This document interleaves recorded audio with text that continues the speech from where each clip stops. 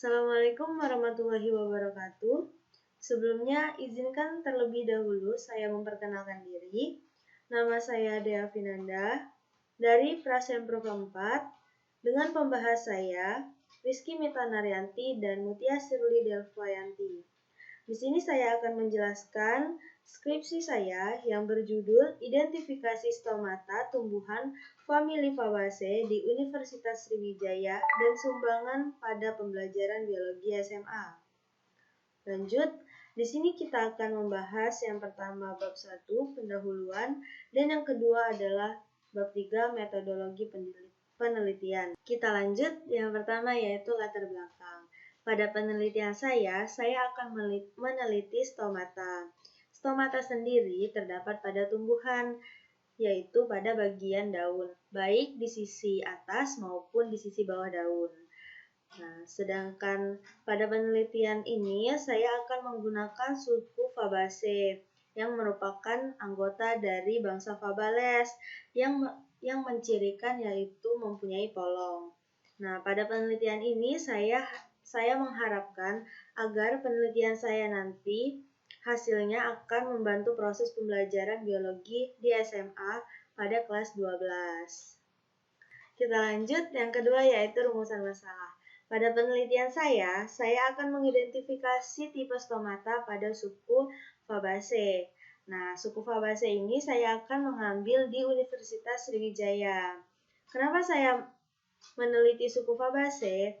Nah, pada pembelajaran biologi SMA, tepatnya kelas 12, bab fotosintesis, nah, guru biasanya menggunakan tanaman atau bahan untuk menjelaskan kepada siswa dengan menggunakan tanaman yang tidak familiar sehingga peserta didik akan kesulitan untuk memahami materi tersebut. Nah, makanya saya akan menggunakan suku Fabaceae yang tanamannya sendiri sudah sangat familiar pada peserta didik, yaitu tumbuhan akasia dan tumbuhan angsana. Kita lanjut, yang ketiga yaitu tujuan penelitian.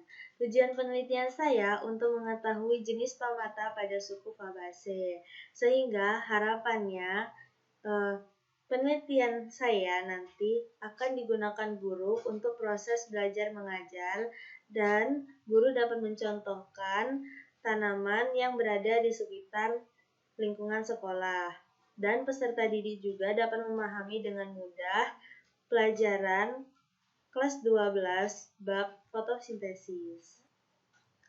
Yang keempat yaitu manfaat penelitian. Manfaat penelitian terbagi menjadi 3, yaitu bagi peneliti, bagi peserta didik, dan bagi pendidik. Bagi peneliti, dapat menambahkan wawasan, pengetahuan terkait ilmu biologi. Bagi peserta didik, dapat menjadikan sumber belajar dalam kegiatan praktikum. Sedangkan bagi pendidik, dapat menambah wawasan dan menjadikan sebagai referensi untuk proses belajar mengajar. Kita lanjut bab 3. Bab 3 yaitu metode penelitian. Metode penelitian sendiri terbagi menjadi 8 aspek. Yang pertama yaitu metodologi penelitian. Metode yang digunakan dalam penelitian ini adalah metode deskriptif. Metode ini digunakan untuk menggambarkan struktur sel epidermis dan stomata daun beberapa tumbuhan suku Fabaceae, yaitu tumbuhan angsana dan tumbuhan akasia. Yang kedua yaitu waktu pelaksanaan penelitian. Waktu pelaksanaan penelitian dilaksanakan pada bulan Mei 2020 sampai Februari 2021. Pengambilan sampel sendiri dilakukan pada bulan Juni sampai Agustus 2020 di kampus FKIP Indralaya, Kecamatan Indralaya Utara, Kabupaten Ogan Ilir. Yang ketiga yaitu alat dan bahan. Alat yang digunakan dalam penelitian ini antara lain pisau, silet, pipet tetes, dan alat-alat kaca yang lain, mikroskop, kaca preparat, kaca penutup. Sedangkan bahan yang akan digunakan penelitian ini antara lain yaitu daun tumbuhan akasia dan tumbuhan angsana. Nah, bahan-bahan yang akan digunakan yaitu larutan FAA, asam asetat, dan lain-lain. Nah, kita lanjut yang keempat yaitu pengambilan sampel. Pengambilan sampel angsana dan akasia. Nah, pengambilan ini sampel yang akan digunakan adalah daun. Dilakukan pada bulan Juni sampai Agustus 2020 di kampus FKIP Unsri Indralaya. Daun beberapa tanaman yang diteliti diantaranya adalah angsana dan daun akasia. Yang kelima yaitu pra-preparat. Nah, daun sampel yang telah diambil kemudian dicuci bersih dengan air. Nah, daun-daun ini selanjutnya disayat secara manual menggunakan silet.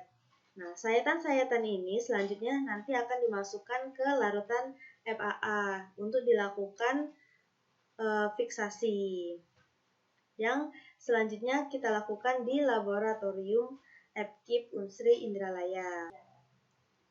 Kita lanjut yang keenam yaitu pembuatan preparat anatomi. Yang pertama dilakukan fiksasi, kemudian pencucian, pewarnaan, dehidrasi, gliserin dihilangkan, dealkoholisasi, penutupan, preparat dikeringkan, dan pemberian nama atau pemberian label. Yang ketujuh yaitu pengamatan anatomi. Setelah pembuatan preparat selesai, selanjutnya dilakukan pengamatan terhadap sel epidermis dan stomata beberapa daun tumbuhan Fabaceae, yaitu tumbuhan angsana dan akasia. Nah, kemudian mencari nilai skala mikrometer okuler atau kalibrasi. Yang kedelapan dan yang terakhir adalah analisis data. Hasil pengamatan yang diperoleh kemudian dianalisis secara deskriptif, yaitu dengan membuat gambaran atau uraian secara sistematis, faktual, akurat, sesuai dengan data yang tersedia pada saat kita melakukan penelitian di laboratorium. Baiklah, mungkin itu saja yang dapat saya sampaikan pada Prasempro pada hari ini.